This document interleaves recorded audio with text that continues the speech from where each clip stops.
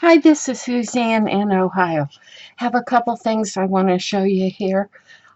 Just sharing this morning before I get too far into this project so you can see where my brain is going.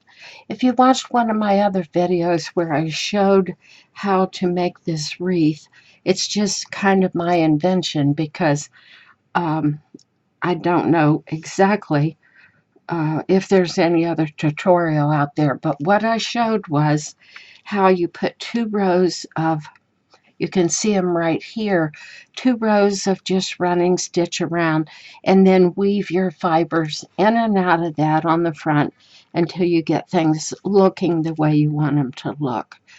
And I just had to do another one, like I said, because this helps me remember things. So I decided to put some Wisteria using that cast on stitch. I think they turned out fine. I wanted to show you how to do that cast on stitch, even though my disclaimer is I am not an expert.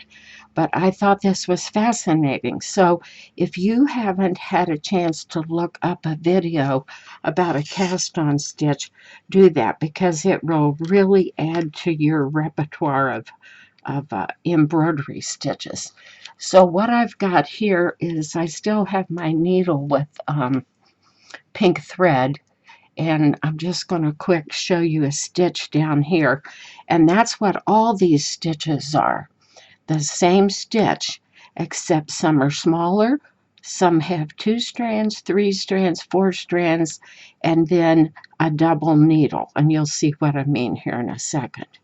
So this is my version of a cast on stitch, and I've got the camera down close so you can really see it. I'm going to put a quilter's knot in the bottom, and from the videos that I learned from, this is how they did it. So what you're doing is deciding where you want your stitch to start and stop. I'll put this on here. Let's say I wanted to go from there to there. All right, so that's going to be the base of my stitch. Now, if I cast on more loops than will fit in that area, then what it's going to do is it's going to flare out. And that's what I wanted. I wanted that little curved, overcrowded look. So I'm going to come up from the bottom. I'll see, make sure I'm in camera here. Come up from the bottom. And then I'm going to turn around just because this is easier for me. And I'm going to go in here where the other base, where I've decided I wanted it to end, and come back up again. And leaving the needle right there. I'm going to turn so I can do this cast on. I would think, let's see, I have 3 strands in my needle at the moment. I could have used 4 for a distance like this. And you're just casting on with a twist as if somebody told me the same as knitting, although I'm not a knitter. I don't have the faintest idea. All right, so I'm watching the distance from here to see if that looks like it's going to cover, and it's not quite, so I'm going to add some more stitches. And when you do this cast on stitch, you'll notice that you've got a little ridge, this whole little ridge of knots along this side. And I want that to be my outside edge because that's where it's going to flare. Over here on this side where the loop is, that's where I'm going to pinch it together and tighten it up so that it will flare. Now I think that's enough. So I'm just going to hold it, push my needle through all the way, and just like a bullion knot, you're going to lay it down. And I've got all my knots on this side, all my loops over here, and I can manipulate it a little bit with my needle and get my little curve and my flare. Just place it where you want it to be, and then go back through and anchor your stitch. And that's it. Now I'll take that out of there. I'll just cut it off and I'll get rid of it because I've got something else planned for down there at the bottom of this page. But that's how I did this wisteria. Now, what I also did was mix up my colors. I didn't, if I used a variegated, it would have taken so many stitches for it to kind of get into the next color. So what I did was I used white and light pink and white and medium pink and then a light pink and then a dark pink, and then I started adding one strand of purple, maybe two strands of pink, one of white and one of purple. I just mixed it up until I got a variation of color. Now on my little wreath here, what I really want is a bird sitting right here.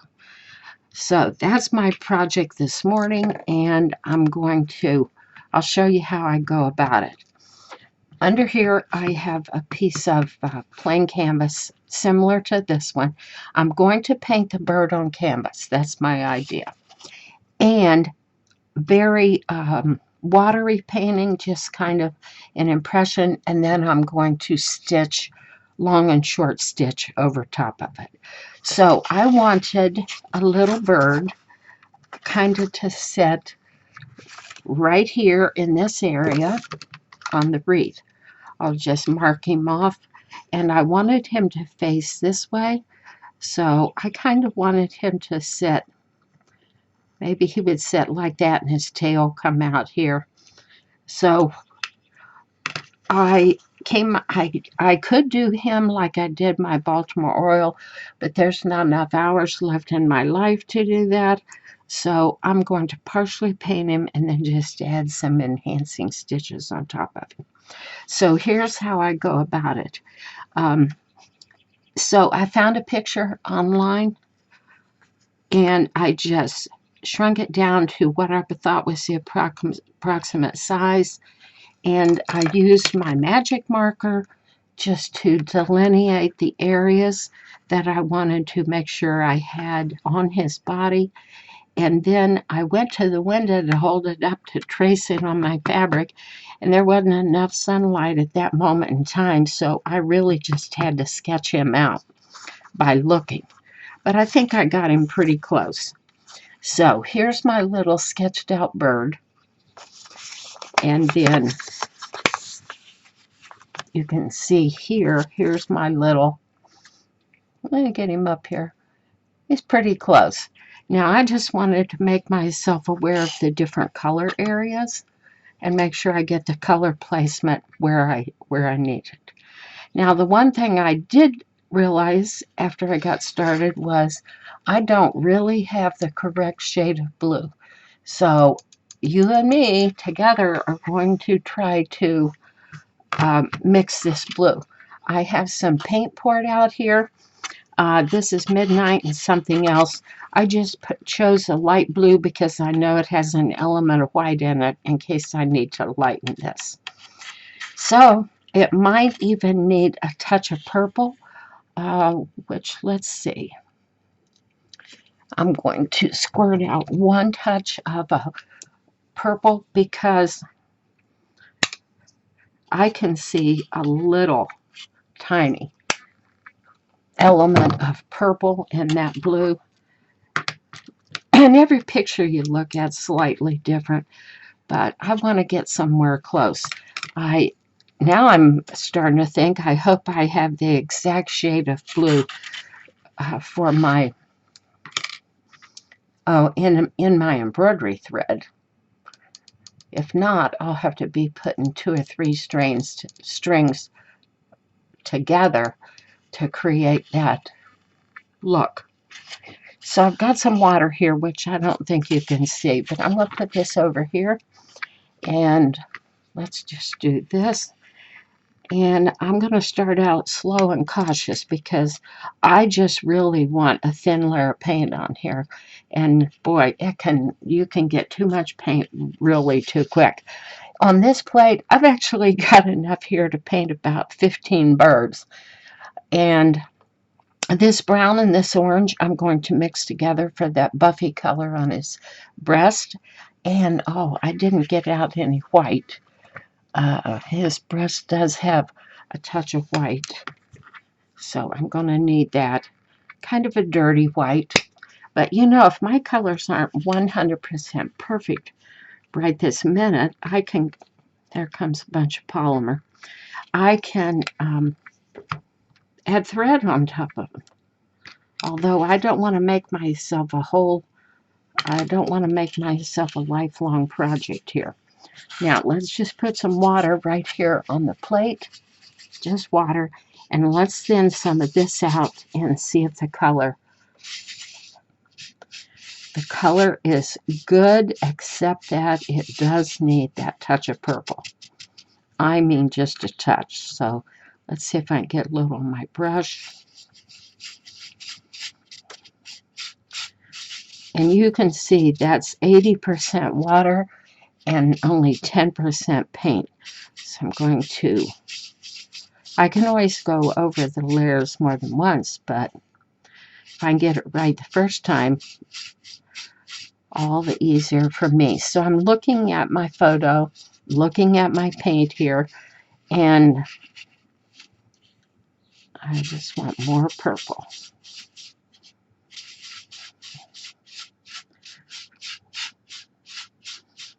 And that's probably enough wash right there to do the whole bird. Because I don't want it on there thick. I don't care if some of the fabric shows through.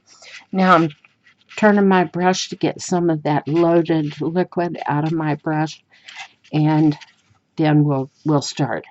So I'm just going to let me get my other glasses on.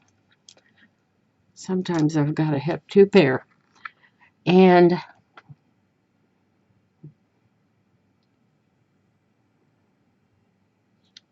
I don't have to be that careful with the outside edges because I am going to cut him out.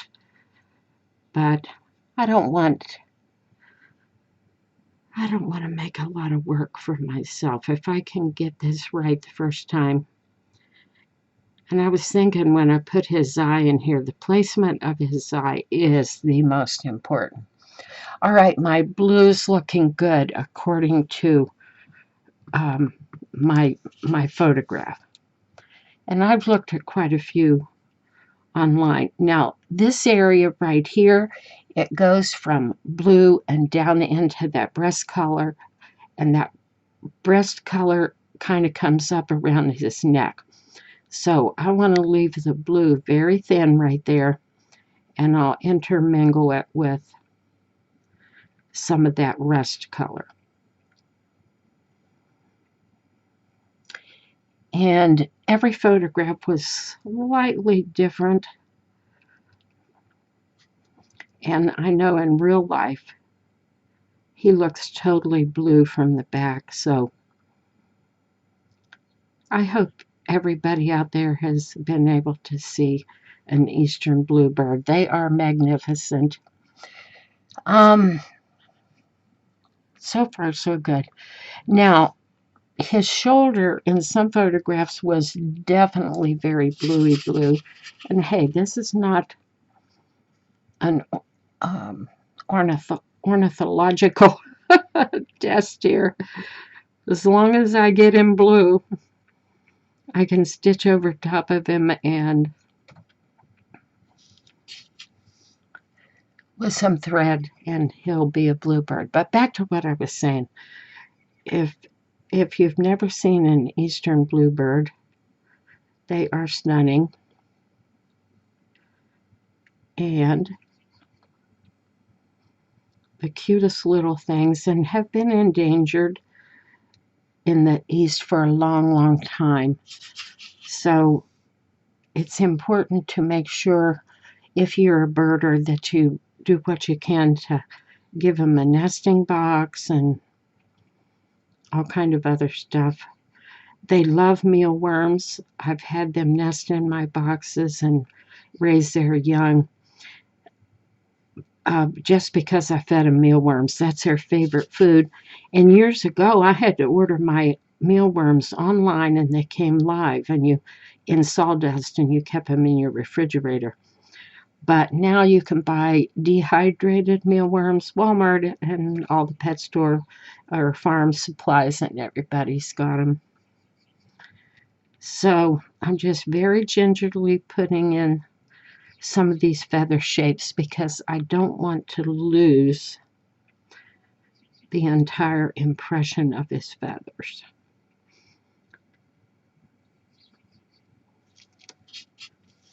Now their boxes need to be a bluebird box, and bluebirds require a fairly large hole.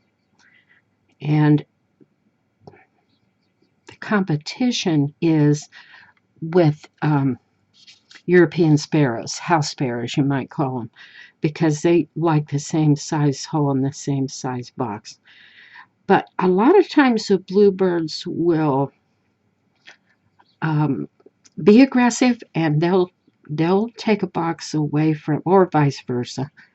They steal from each other, but their box does need to be up high, away from bushes, because snakes and raccoons especially will, maraud the boxes and eat the fledglings.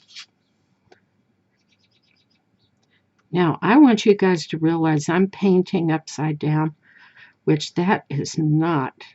I mean, my brain only works one way. If I can see something from the way that I would see it straight up and down, then I can ascertain how I'm doing much better. But I'm painting upside down here, so who knows if I'm doing correct or not. Okay, that's probably enough blue on there. I'll decide in a minute after it starts drying. But let's get some buff and some white on his chest. And then a tiny bit of, I can see I'm going to need a touch, just a touch of black. I didn't want to have to get the black out. But some watered down black or dark brown for his beak. Shoot, I haven't even opened that brown yet. Let me find another one. Don't want to go to all that trouble.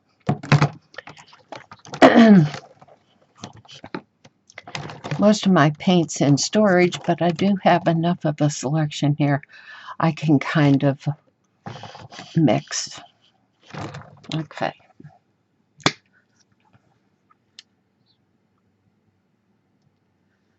Like I said, a lot comes out those bottles even in one drop.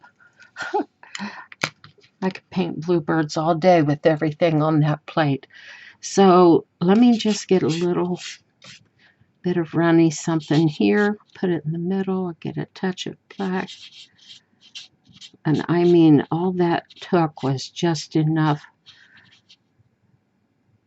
to stick to one hair on the paintbrush. Tiny bit of brown, tiny bit of black, and some of that bluey liquid there. Okay, and I want to be careful and not get his beak too big. Can always make it bigger with thread.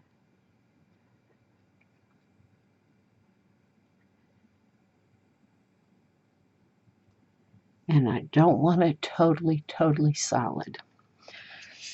His beak in real life is a little bit more humped on the top than that, so I'll just take one more stroke across the top of that. And let's go ahead and put a little bit of that in his eye, even though I will be doing that with thread. But it'll give a background there too. A base for the thread. Okay, now onto the buff color for his chest. And I just need a tiny bit of this orange and a tiny bit of this brown. And I'm looking at my photograph. Let's get some water. Ah, it looks great right there, that little watery mess right there. And let's get some, on the photograph there's a tiny bit of that up here by his beak. Now, like I said, I don't have to worry so much about my outside edges because I'm going to be cutting him out. And as a matter of fact, I might do the stump work, which is the wire around his outside body so that when I cut him out, I can manipulate and maneuver him. If you watched my other video about the mushroom, you'll know what I mean. I got that whole concept and idea from Sonia Steptoe, and she hasn't been on her YouTube channel as of right now for about a week because she had a little bout of illness. So I'm going to send, now she's back as of yesterday or today, and I'm going to send her a little comment to let her know. Got my idea from her. I guess she's a stump, has done stump work from way back, and she was doing a freeform leaf. I'm going to get some more water here, and showed how she did it. And I just took off from there. I watched a few more videos, and now I'm going very slow. You're probably wondering, I'll just paint the darn thing. But I have to wait till the fabric absorbs the paint. And I've come down into the white area further than I should have because I wasn't paying any attention. Let's get some more orange, some more brown here.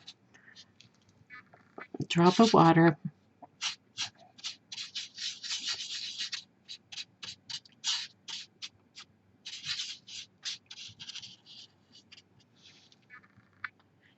And let's see, I'm glancing at my photo.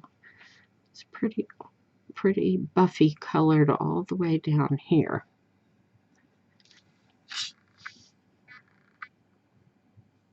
And that's a little bit too much paint there. So I'm going to thin it out with some water and smoosh it around. Just put water right on the fabric and mix your paint right on the fabric. I do a lot of that. Let's see, now this little buffy area kind of stops there, and then the white takes over. So it's not a pure white, of course, because it's nature, but I'm going to start out with white. As white as my brush will allow me. And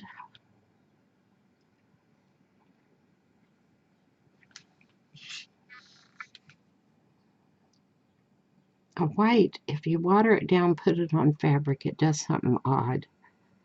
It disappears as it dries. And if that happens, I'll just be thread sketching with that long and short stitch right over top of this. But that gives you the idea. It's white enough to say to your brain, oh, he has a white breast. Now see all that water I dropped on there? It's migrating all over the place. The fabric is absorbing it. And in this case, that's just fine because I need that blend between the white and the buff. So that's pretty much it. What I'll do is look at this for a minute and see if it needs another layer of blue. If I could get my blue just slightly brighter, I might. Let me do one little section and see how I like it. Because that's pretty much already dry there, 80% dry. So if I can get something just a little bit more solid.